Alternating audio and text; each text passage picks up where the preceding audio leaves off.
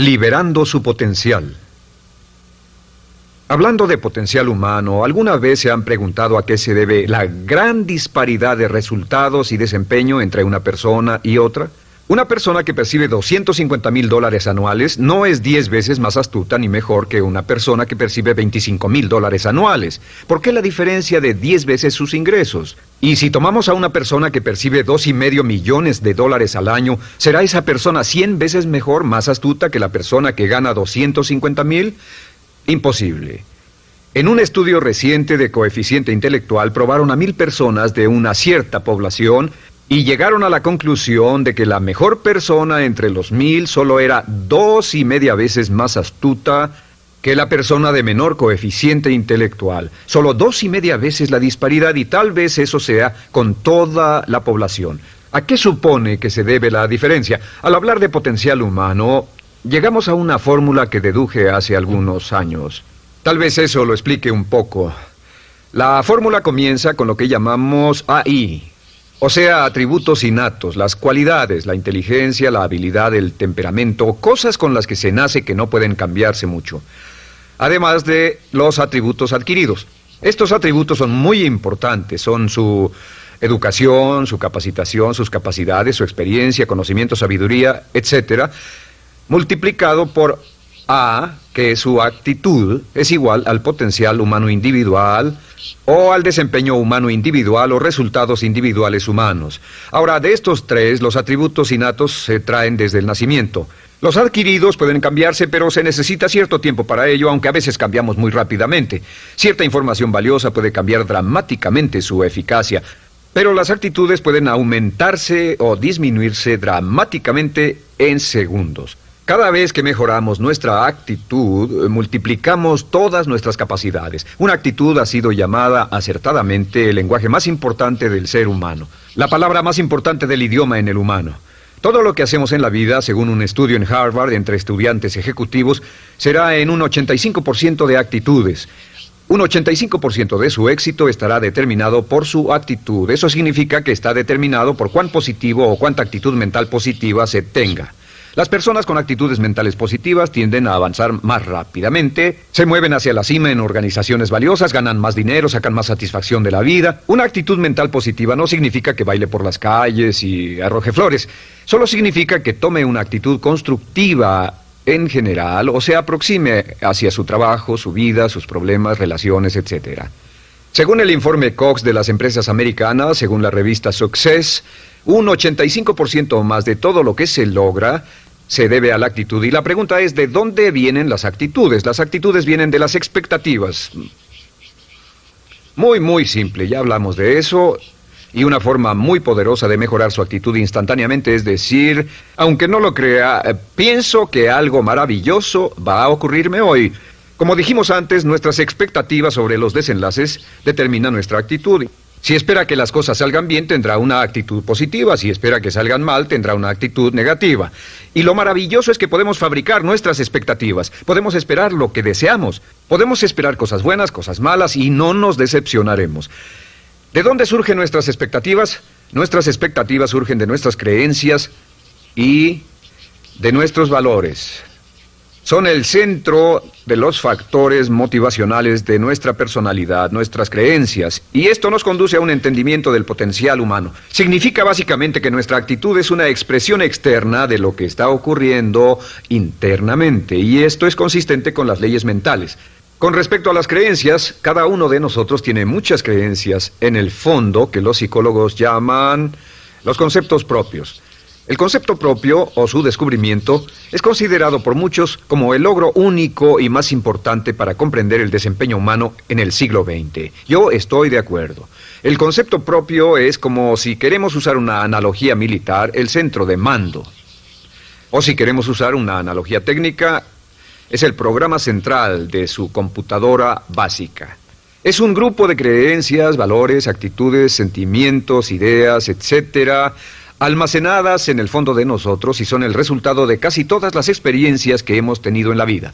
Y algunos investigadores dicen que el concepto propio comienza a formarse aún antes del nacimiento, pero el concepto propio, una vez colocado, precede, predice y determina sus niveles de eficacia y desempeño en todas las áreas de nuestra vida. El concepto propio se convierte en el centro de mando o el programa maestro. El concepto propio de este grupo de creencias determina lo que dirá, lo que hará, cómo actuará, cómo se siente y reacciona, etc. ¿Qué significa esto? Significa que todas las mejoras en su vida externa, todos los cambios en su realidad comienzan con un cambio en su concepto propio. Les voy a explicar lo que significa. Esta es una gráfica muy simple.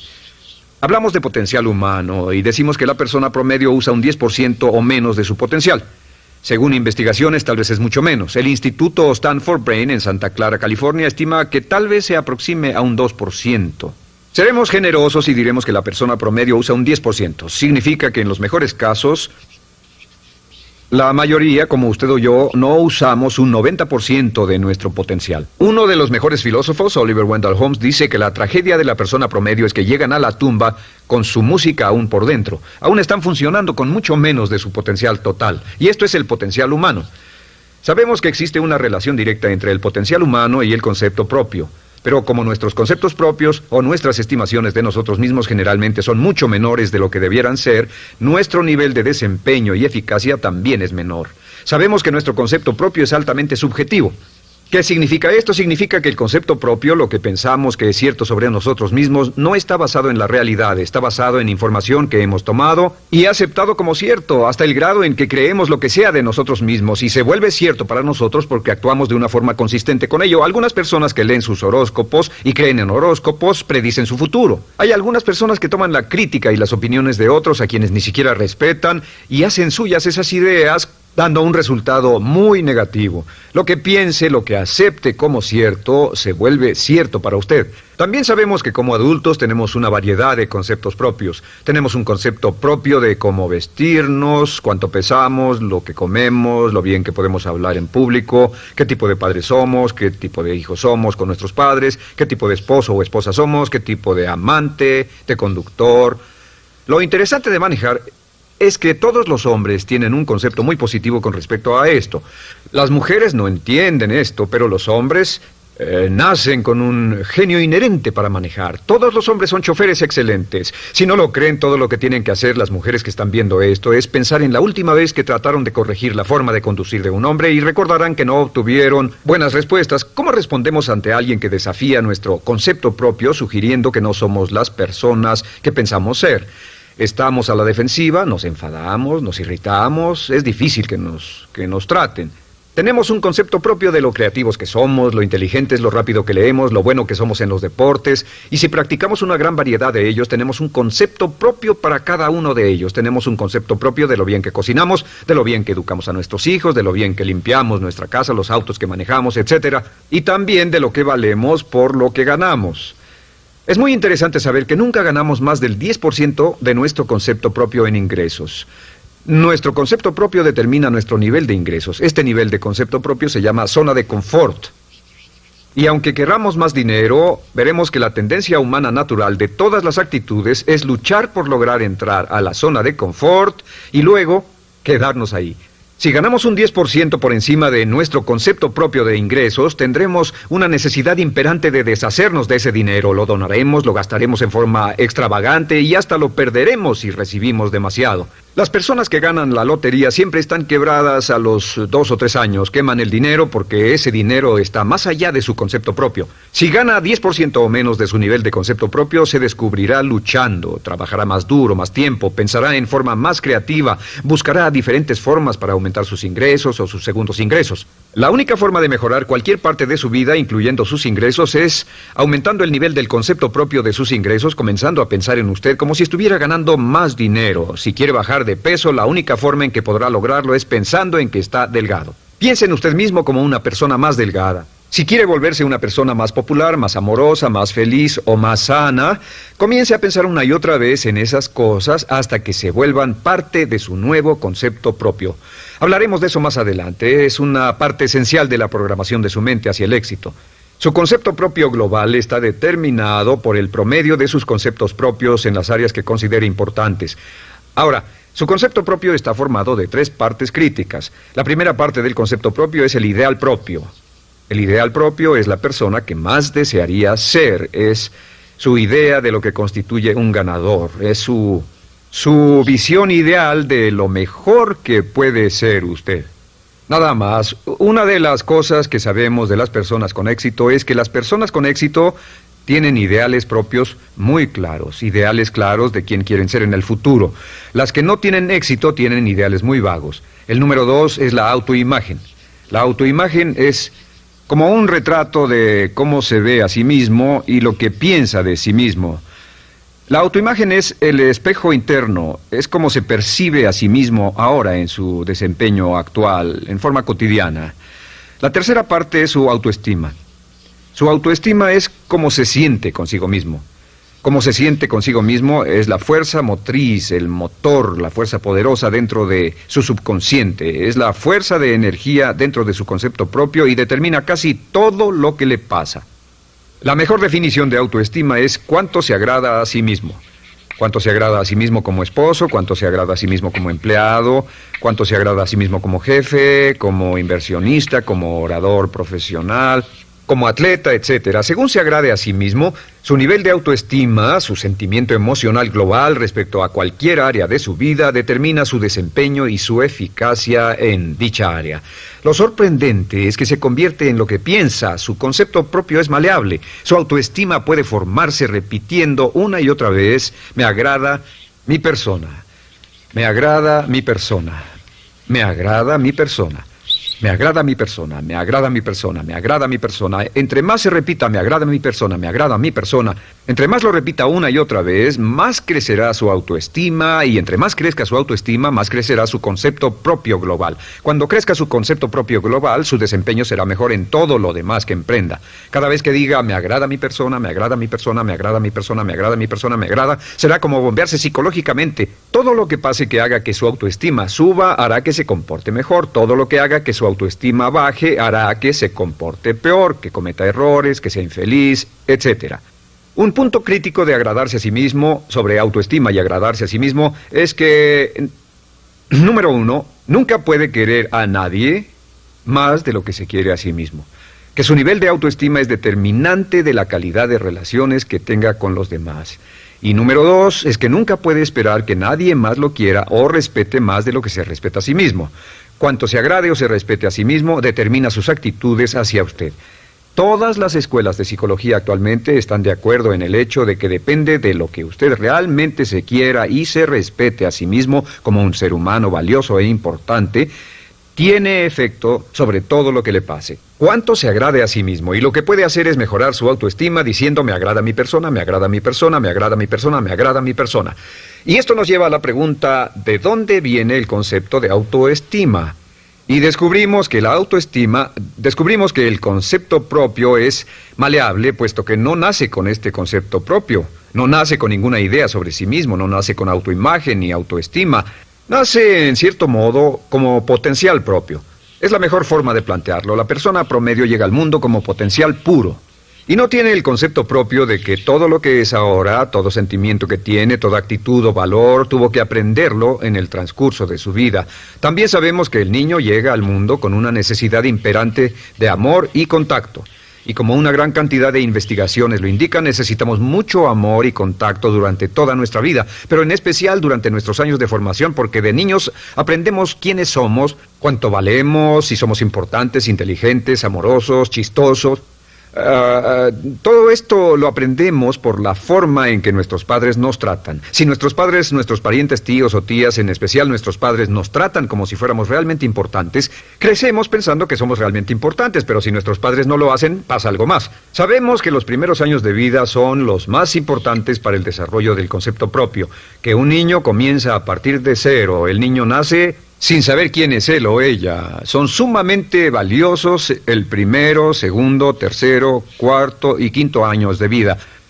Algunos psicólogos pensaban que eran los 5 primeros años, pero ahora dicen que son los 3 primeros años. En sus 3 primeros años de vida el niño aprende quién es y dicen que si se les da suficiente cantidad y buena calidad de amor en los 3 a 5 primeros años, los prepara usted de por vida. Los coloca en una base sólida de autoestima y confianza en sí mismos, valor e importancia realmente. Existe una relación directa entre la calidad y la cantidad de amor y el desarrollo de una personalidad sana. Entre más amor, amor incondicional, reciba un niño en sus años formativos, más fuerte será la base de su personalidad.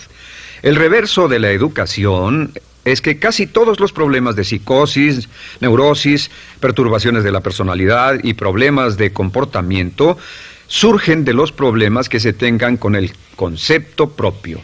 Ahora observemos a los adultos. Aquí está nuestra personalidad adulta. Si nos observamos, podemos llegar a reparar nuestras bases, por así decirlo, repitiéndonos una y otra vez: me agrada mi persona, me agrada mi persona, me agrada mi persona, y llevamos ese concreto reparador hacia la base de nuestra personalidad. Los niños necesitan el amor como las rosas necesitan la lluvia. Los niños que carecen de amor a menudo mueren por escasez de amor.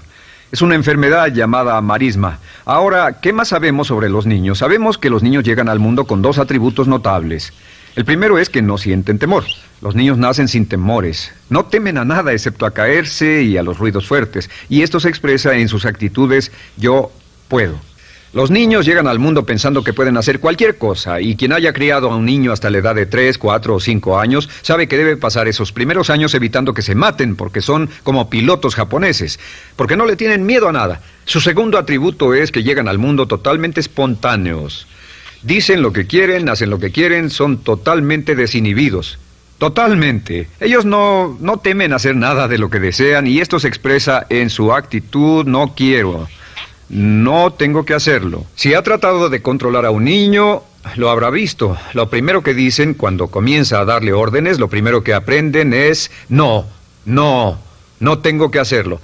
Claro, a veces cambiamos sus mentes de una u otra forma, pero estos son los dos atributos con los que los niños llegan al mundo. Llegan al mundo sin temores y desinhibidos. ¿Qué significa esto? Significa que nuestro derecho innato natural es no ser temerosos y ser desinhibidos.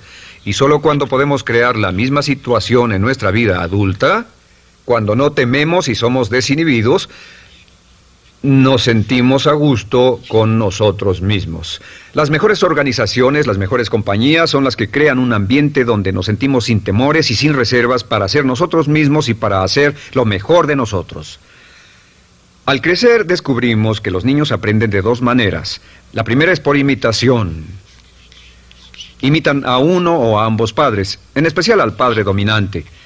Algunas veces el padre dominante cambiará cuando crezca el niño, y a veces los niños imitan al padre, a veces a la madre, pero aprenden por imitación. Muchas características y hábitos que tenemos como adultos los aprendimos de nuestros padres. ¿Alguna vez ha tenido la ocasión de gritarle o reñirle a uno de sus hijos? Verá que le dice las mismas cosas que le dijo su padre a usted cuando era niño. Así que imitamos. A veces imitamos su caminar, a veces su forma de hablar, a veces imitamos sus valores, sus creencias, etc. Aunque esos valores y esas creencias no tengan ningún valor. ¿Por qué? Porque nuestros padres eran así cuando nosotros éramos niños. La segunda forma en que aprendemos es pasando de la incomodidad, lo que no se siente bien, hacia la comodidad. Freud llamó a esto el principio del placer. O sea que nos movemos hacia aquello que nos hace sentir cómodos, lo que nos da placer, lo que nos hace sentir bien con nosotros. Nos movemos de la incomodidad hacia la comodidad. Así es como aprendemos a no mojar el pañal, por ejemplo. Sabemos que no es agradable caminar con popó o pipí en nuestros pañales. Vemos lo que hacen nuestros padres, vemos lo que nuestros parientes hacen y decimos: estas personas no hacen lo que yo. Así aprendemos a caminar y lo demás. Así que de la incomodidad hacia la comodidad. Durante toda nuestra vida, por cierto, así es como aprendemos. Imitamos leyendo lo que otras personas hacen, estudiando libros y en el trabajo, imitamos cuando vamos a la escuela, y hacemos lo que nos da resultados positivos, lo que nos da refuerzos positivos, y hacemos cada vez menos las cosas que nos causan incomodidad o dolor. Ahora, muy temprano en la vida, como equivocación o como resultado de una equivocación que los padres cometen en la crianza, los niños comienzan a aprender hábitos y patrones negativos. Los patrones y hábitos negativos tienen sus raíces principalmente en la crítica destructiva. La crítica destructiva comienza muy temprano en la vida, a veces en los primeros meses. Y la crítica destructiva la usan los padres para dirigir y controlar a sus hijos. Desafortunadamente, tiene un efecto muy peligroso y dañino sobre nosotros, ya que la crítica destructiva tiende a minar la integridad de la personalidad del niño. Muchos de nosotros, incluyéndome a mí y a muchos de ustedes, nos hemos visto minados y heridos por la crítica destructiva más que todas las guerras en la historia. Ahora, como resultado de la crítica destructiva, comenzamos a desarrollar hábitos y patrones negativos. Los patrones de hábitos negativos son respuestas condicionadas hacia los estímulos. Los patrones de hábitos negativos se desarrollan en los inicios de la vida. Se desarrollan como resultado de una repetición del temor y el dolor una y otra vez. Se desarrollan como resultado de la crítica destructiva, el castigo físico, etc. En los inicios de la vida comenzamos a desarrollar dos manifestaciones que nos persiguen durante toda nuestra vida y más que ninguna otra cosa inhiben nuestro potencial. La primera es la llamada patrón de hábito negativo inhibido. El patrón de hábito negativo inhibido se aprende cuando al niño le dicen una y otra vez no. Aléjate de ahí, no toques eso, y se le castiga. Cuando el niño intenta algo nuevo, o se involucra con algo, o huele algo, o derrama algo, o rompe algo accidentalmente, el padre estalla y se enfada mucho. Como ven, el niño está impulsado por la curiosidad insaciable de explorar su mundo. Y lo que pasa es que cuando lo explora o se interesa y echa a perder algo, si el padre reacciona golpeando al niño, el niño comienza a pensar cada vez que intento algo nuevo, cada vez que intento algo diferente, cada vez que voy más allá de mis límites, cada vez que me salgo de mi zona de comodidad, cada vez que no juego sanamente, me golpean, me castigan, me lastiman, me envían a mi alcoba y me siento mal. Y muy pronto el niño desarrolla el sentimiento de no puedo, no puedo. No puedo. Cada vez que trato algo diferente, me castigan. No puedo, no puedo, no puedo. Es como la respuesta de Pavlov. Pavlov sonaba la campana y le daba de comer a un perro, y el perro salivaba, y Pavlov alimentaba al perro. Mientras sonaba la campana, el perro salivaba y siguió haciendo eso, y después Pavlov solo sonaba la campana y el perro salivaba. Lo que pasa en la vida adulta es que esto crea lo que llamamos temor al fracaso. El temor al fracaso es una respuesta condicionada a un proceso de crítica destructiva que ocurre en los primeros 5 o 6 años de la vida. El temor al fracaso automáticamente nos activa, nos sentimos ansiosos, tensos, intranquilos, sentimos presiones y estrés en nuestro plexo solar, sentimos ganas de retirarnos del evento, y el temor al fracaso es la razón principal por los fracasos en la vida adulta. Es la razón principal por la que evitamos cumplir plenamente nuestro potencial. De hecho, todos los patrones de hábitos negativos se experimentan en el cuerpo físico. Puedes saber cuál es un patrón de hábito negativo porque se siente en el cuerpo físico, precisamente. El patrón de hábito negativo inhibido, el temor al fracaso, el no puedo, ocurre primero que todo en el plexo solar. ¿Ha tenido la ocasión donde debe hablar frente a un grupo, debe ir a una revisión de su desempeño, o debe hacer una llamada determinante? Primero su plexo solar se aprieta. Si el temor continúa, su respiración se acelera. Su corazón comienza a latir apresuradamente, su frecuencia respiratoria aumenta y le duele la cabeza como migraña en la parte frontal, su garganta se le cierra y no puede hablar y se le seca la boca por completo, y como se pone tan tenso y asustado, va corriendo al baño. Estas son todas las manifestaciones. No hay peligro físico, pero sí peligro psicológico, una respuesta condicionada. Cuando sentimos estas cosas, la tendencia es retirarse de la situación que las ocasiona, y es la razón por la que no logramos mucho si retrocedemos. Es muy importante. El segundo patrón de hábitos negativos es el compulsivo. El patrón de hábito negativo compulsivo se aprende cuando a los niños se les dice una y otra vez: más vale que lo hagas. Si no lo haces, tendrás problemas o me las pagarás. A los niños se les convierte en recipientes del amor condicionado. Los padres no intentan hacer esto, pero lo que hacen es sugerirle al niño: no te amo, por lo tanto no estás a salvo, a menos y hasta que hagas lo que yo quiero.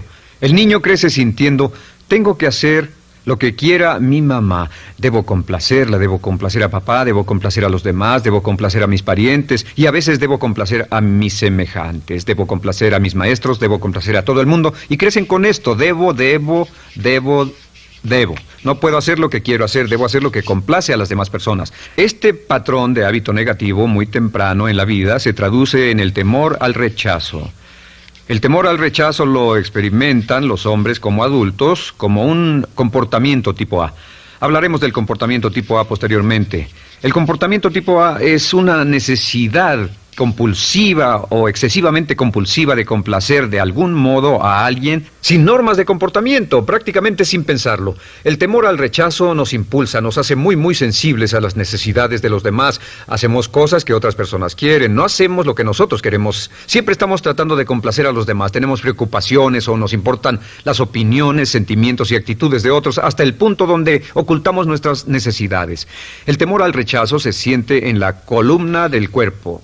Se divide el cuerpo a la mitad y se siente hacia abajo en la mitad posterior del cuerpo. El primer lugar donde comienza a sentirse el temor al rechazo es generalmente en los hombros y el cuello. Nos sentimos entumidos, duros, tensos. Cuando tenemos mucho que hacer sentiremos un estrés tremendo en la columna. Los músculos se estiran en la parte posterior. A veces se manifestará como flebitis y venas varicosas y a menudo nos darán dolores de cabeza en la parte posterior de esta porque las arterias carótidas que llevan la sangre hasta la cabeza, los músculos a su alrededor se contraen y la cantidad de sangre que fluye hacia la cabeza fluye más lentamente y se siente un terrible dolor de cabeza en la parte posterior. Estos dos temores, los patrones de hábitos negativos compulsivos, el compulsivo y el inhibitorio, son resultado de la crítica destructiva, el gran destructor de la personalidad que nos persigue durante toda la vida. Y lo maravilloso de todo esto es que como son patrones de hábitos aprendidos, podemos olvidarlos. Podemos acabar con el temor al fracaso que nos detiene. Podemos acabar con el temor al rechazo que hace que hagamos cosas que complacen a los demás en vez de complacernos a nosotros, trabajando con nuestra propia autoestima. Porque existe una relación inversa entre la autoestima y el patrón de hábitos negativos. Porque entre más se agrade a sí mismo, menos teme al fracaso. Entre más se agrade a sí mismo, menos teme al rechazo. Entre más se agrade a sí mismo, menos temerá a cualquier cosa. Y si sigue repitiendo, me agrada mi persona, me agrada mi persona, me agrada mi persona una y otra vez, si sigue diciendo esto, con el tiempo su autoestima sube más y más y más y más y sus temores desde luego bajan. Cuando su autoestima sube, sus temores van en dirección opuesta. Ahora, ¿cómo enfrentar la crítica destructiva si debe criticar a otras personas? Pues eso es muy simple. Muchos padres nos han preguntado eso. ¿Cómo se controla a los niños? Una de las claves para controlar a los niños es dirigirlos para que hagan algo constructivo en lugar de hacer algo destructivo. Otra cosa que debe recordarse es que lo que quiere hacer es que quiere dar una crítica informativa, crítica constructiva, lo que significa que se les dice a los niños lo que pueden hacer o a los adultos lo que pueden hacer mejor. Todo el propósito de dar retroalimentación de cualquier tipo es mejorar el desempeño. Si es padre o si es jefe o si es una persona en una relación, si una persona está haciendo algo malo o inadecuado, todo el propósito de darles cualquier tipo de retroalimentación es para que puedan hacerlo mejor. Sin embargo, existe una relación directa entre la autoestima y la crítica destructiva. Cada vez que se critica a una persona, su autoestima baja. Y cada vez que su autoestima baja, su habilidad para desempeñarse baja. Si critica a una persona en forma destructiva demasiado tiempo, llegará a un punto donde no intentarán nada. Se convierte en lo que llamamos hipersensible. Un adulto hipersensible es aquel que no puede aceptar críticas de nadie. Un adulto hipersensible es una persona que está muy tensa, ansiosa, si siquiera sugiere que no está haciendo lo correcto. Si trata con un adulto hipersensible, la clave es sentarlo y recordar 4 cosas. Número 1, comenzar con alabanzas. Número 2, proteja la autoestima de la persona a toda costa. Número 3, discuta el desempeño y no a la persona. Hable del comportamiento más que de la persona. Y número 4 es enfocarse hacia el futuro en vez de en el pasado. Enfóquese hacia lo que va a hacerse en forma diferente en el futuro en vez de lo que pasó en el pasado. ¿Por qué? Una razón muy simple, porque una persona no puede controlar el pasado. Al no poder controlar el pasado, cualquier crítica de lo que han hecho en el pasado les da un estrés tremendo y frustración. Así que, en resumen, la clave del éxito en la vida es una actitud mental positiva. Una actitud mental positiva se basa en expectativas de éxito, de una serie de expectativas positivas. Esa serie de expectativas positivas se basa en sus creencias y en su concepto de sí mismo. El centro de su concepto propio que determina su eficacia en la vida es su autoestima, y su autoestima se mide por cuanto se valore a sí mismo. Las dos cosas que nos frenan más que nada son el temor al fracaso y el temor al rechazo. Y uno de nuestros secretos centrales de éxito es este: Conviértase en un organismo generador de autoestima perpetua. Haga continuamente cosas para usted mismo, hacia sí mismo en su vida, que hagan que se agrade a sí mismo, que se ame, que se acepte, que se respete, que hagan que se sienta fantástico con usted mismo. Si es un jefe o un padre, no olvide que la clave para el máximo desempeño en su hogar y en su trabajo es hacer que las personas se sientan maravillosamente consigo mismas. Entre mejor se sienta consigo mismo y más se agrade, más probable será que logre que las personas a su alrededor lo quieran, lo acepten, lo respeten, se respeten.